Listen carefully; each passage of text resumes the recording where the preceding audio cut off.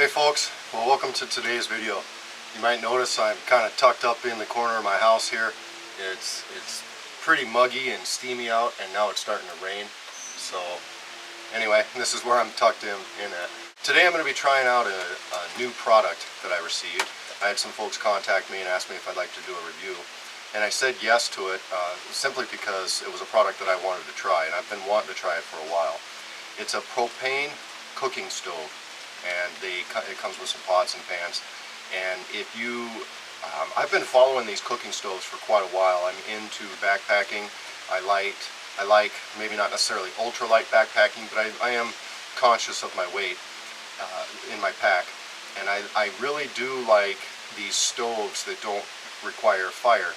I love cooking over a fire, but sometimes, like in weather like this, or if you have your family with you, you want to just crank out a meal pretty quick. An alcohol stove is very good for that. They're semi-lightweight. The problem with the alcohol stove is the fuel runs out rather quickly, and if you are cooking for more than basically yourself, more than two people really, you have to stop the process and add fuel to it. Well, with this propane stove, you don't have to do it. So, all right, let me dig it out of the package, and we'll get to it. Well, it came in a box in the mail, and I think I threw away the box already. But it was just a box. It says cooking set on it, whatever. But it comes in this bag, and it's from LighTake.com, and I'll put a link and the price. I just looked up the price, and it's under $15 for this set. To me, that's a pretty good deal. But anyway, let's see what we got in here. We've got a little mesh bag. Now, something like this I would not consider necessarily backpacking type stuff, as this whole system like this. Although you definitely could do it. I just weighed it, and it weighs approximately, 1 pound 13 ounces, and that's without the gas. But anyway, it comes as a system like this. You got a little mesh bag, and it's an aluminum cook system, which every part basically is multi-use. So we'll go over the cook set first, and then the little stove. The little stove is just, I think it's just cool as heck, and that's pretty cool. So I'm going to cook something with it a little bit later. Now, I'm not out in the woods, but you don't really need to test a cook set out in the woods. And personally, I would much rather test my gear in the comfort of my own home, or the surrounding area of my home, before I take it out into the woods and realize, oh crap, now I got to make a fire to cook up some food. But anyway, so we've got a frying pan that doubles as a lid for the main container here. And this main container is pretty good size. I'm not exactly sure how big it is, but it's definitely would definitely hold 2 quarts of water, which is what my first test is I'm going to boil some water first. Anyway, we've got a frying pan which doubles as a lid. It comes with like a little loofah thing, which is, I don't know, pretty cool. So you can scrub your pan with it, okay? It comes with a little spatula deal here, whatever. Some of the things you can omit in this, and obviously make your weight quite a bit lighter. But it is kind of a compact little deal. It's wood, it is, like I said, you can substitute it out or make one out in the woods and keep it at home, whatever. Here's the stove itself. I'll set this aside for now. And then it comes with like this little drinking type cup. I'm not a fan of this at all, really. This is definitely something that would stay at home, but whatever. For the price, I mean, for 15 bucks, or it's like 14 something on the internet, on Amazon. That's a pretty good deal, I think. And then you've got, or actually this is more like a ladle. Wow, the mosquitoes are fierce today. This is more like a ladle, and then you got your bowls or whatever, or your drinking cups, whatever. Like I said, probably most of this stuff would stay at home, but if you're in a stationary car camping type deal, if you just want to leave everything all together, it's basically a complete kit. Oh man, I just got tagged. Anyway, it's basically a complete kit, which is pretty cool, whatever. So then you have another pot. This one looks to be more approximately 2 quart size. This bigger one looks to be all of 3 quart size, but I've got a measuring cup out here and we'll check the sizes.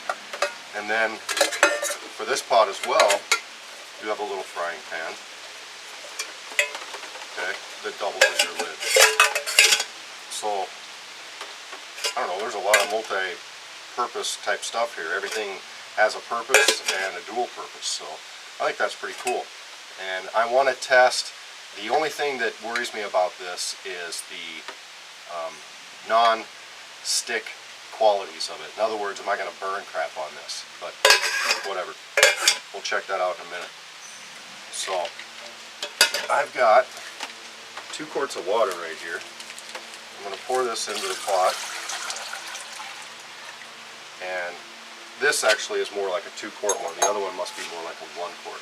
So I've got probably this much room for space after the liquid that I just did. So we'll set this aside because this is my 2-quart thing.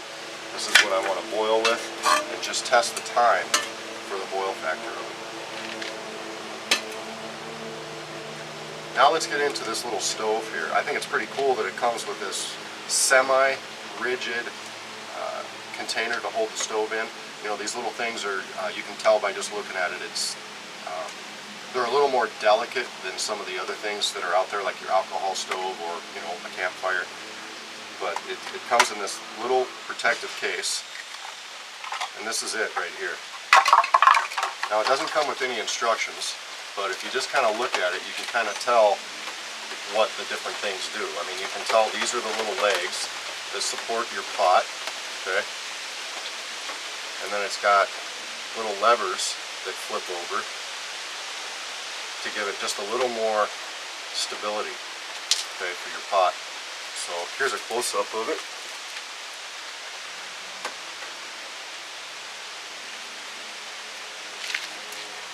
So without having any instructions, which, you know, I don't really think there are really a need for it, but I can tell this is the regulating valve. And another thing that's kind of cool is that it's got its own igniter. So, I mean, that's kind of neat. It can be lit with a lighter. I've done it before, but to have an igniter on it is, I don't know, I think it's pretty cool. So let me get some gas screwed onto the end of this thing, and we'll see how long it takes to boil water. Now with an alcohol stove, I have a Triangia, I think that's how you say it. I can get a quart of water, not a quart, a pint of water, I think, one of my normal containers, boiling in between 4 and 6 minutes. Just depends on conditions. Let's see how long it takes to boil a quart of water with this thing. And actually, even before I set this pot on there, I just want to kind of show that obviously it doesn't need to have the pot that comes with it work. This is just a little tiny pot, but if you were doing some sort of project or something, this is my ice bucket that I found at a yard sale, or I think at a thrift store actually, and you can see it fits on there just fine. You know, it's a pretty stable platform. So first thing I want to do is get the gas cooking on it. And there it just lit right off the bat. So I'll crank it up a tiny bit. And there my lid fell off.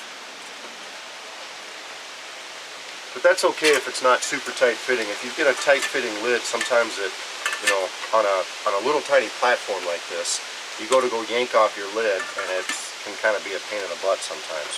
So I've barely got it cranked up. I'm going to crank her up a little bit more.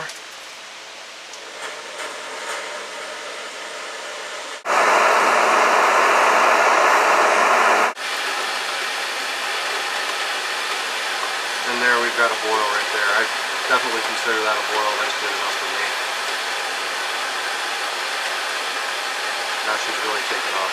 Alright, so I'm going to turn it off. And, you know, you got to kind of test this stuff and be sure that, you know, this stuff's going to work. This little lever right here is not hot. I can put my hand down here, no problem. I don't really feel a lot of heat. I'm sure there's, there's definitely some heat there, but just turn it off.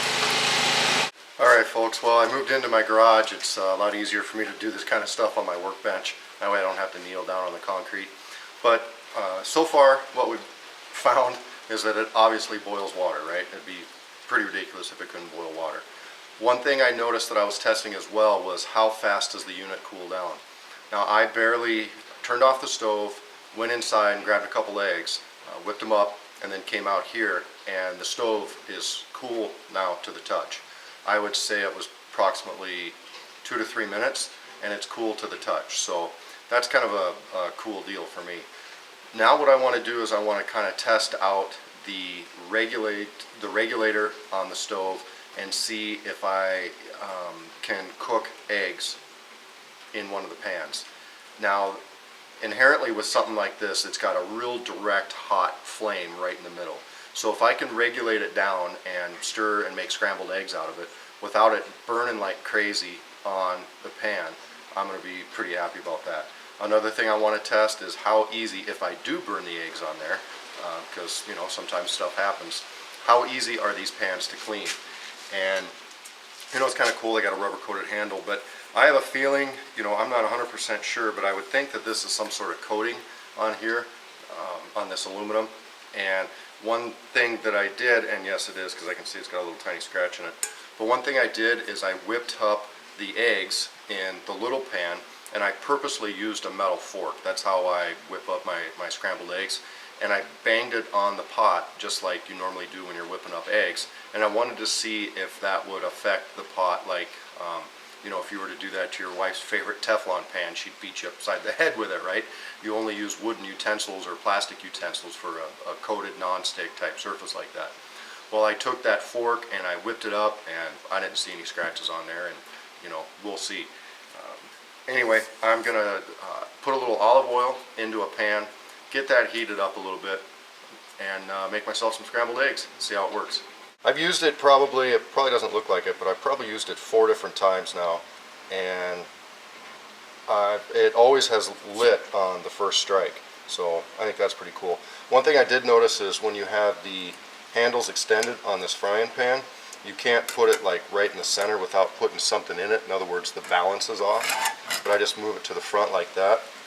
Oh, the mosquitoes are fierce. Already it's starting to just really cook, so I'm thinking I need to turn it down a whisker. Had a little bit of a sizzle. It could have been hotter. But like I said, I don't mind cooking my eggs slow. So I'm just going to cook this up for a minute. I mean, I don't think you need to see me just sit here cook scrambled eggs for this entire time, but I'm going to adjust and play with the heat and see how it works. Alright, well I was playing with, you know, when you're cooking something like this, and especially eggs, you got to kind of watch them. I was playing with how stable a platform this was, and I should have been stirring my eggs, so I did. Ooh, doggy. And that's why I'm doing this in my garage today. So anyway, you need to kind of keep an eye on it when you're doing this stuff, and I was too busy playing with how off-center I could get it with it still being able to sit on there. And it's not like you got to get it perfectly on there, that's for sure. My eggs are almost done. I like my eggs well done.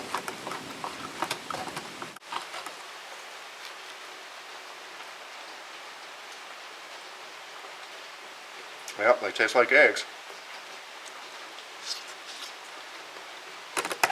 Pretty good. Alright, well I've got my eggs off to the side. I just decided to see if I could fry up a piece of toast with this. Yeah. Eggs and toast. Should be pretty good. Alright, well I just flipped my toast. I put a little extra butter on it, but that's alright, I like butter. I probably shouldn't have put near that much on there, but that's what I do sometimes. And I'm not going to be super careful as far as trying to not get this to burn. I really want to check the non-stick coating or how much it does stick or whatever. So I'm going to fry this up pretty good. Alright, well it's pretty much done as far as I'm concerned. What I really wanted to do, and I don't have one, was put a tortilla in here. But I mean, with a tortilla all you got to do is just kind of warm it up. So this would definitely work for that. Then you could have yourself a nice, you know, egg burrito. I use butter, but if you want something that's really decadent, fry your toast in bacon grease.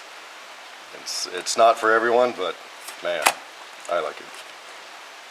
And you can see I did burn the eggs on there. Oh, maybe you can see that. It's because I wasn't real careful, I wasn't paying attention, but I can take water and get rid of that. But you can see the spatula by itself is taking care of basically all of it. That shouldn't be that hard to clean at all. Alright, all I did is just fill up the pot with hot soapy water. I've got the loofah thing soaked, so I'm just gonna start washing here. I'll save you the oohs and ahs about how good it tasted or whatever. I mean, it was eggs and toast. It tasted pretty good. You know, no funny taste from the pots or pans or anything like that. Not that I would expected anything like that, but you know, they're just different things you got to try out. Make sure everything works for you. So I'll scrub this little guy here. Alright folks, final thoughts on the system. I think it's a pretty cool little deal. Like I said, I've been wanting one of those little you know, propane type stoves for a while. For 14 whatever, to get all those pots and pans all multi kind of functional there, and the stove, that's a pretty good deal. Now the plastic ladle or whatever those were in the bowls, you know, they threw those in there. I'm not going to bash them for that. I'll probably leave that stuff at home. If they were to omit that from the set, they're not going to save you that much money. I mean, probably $1 or something, right? So overall, I mean, I was pretty happy with it. And actually, that little spatula deal, that was pretty cool. I'll probably pack that too. The loofah, I'm not real impressed with the loofah. I actually stopped using the loofah and went to just a, well, I call them a green scrubby. You know, I've got a sponge with a green scrubby on the back, and that took all that stuff right off there. It was a piece of cake. The loofah didn't have enough abrasion to it. Now, having said that, if you use something like that green scrubby, will that wear off that coating on that aluminum? Probably, but by the time you get done, by the time you wear it off, I think you'll have your money out of them pots, you know, and then you'll just have a straight up aluminum pot, like, you know, like a bush pot or something. So I'm not gonna scold them for including a loofah in there either. Would I recommend this to a friend? And will I continue to use this? I will most definitely continue to use this, and I would recommend this to a friend. I haven't really seen a flaw in it. It has performed well for me. I've used it a few times. It works. So, and I mean, you can't beat the price. So there you go. Hope you liked the video. Take care.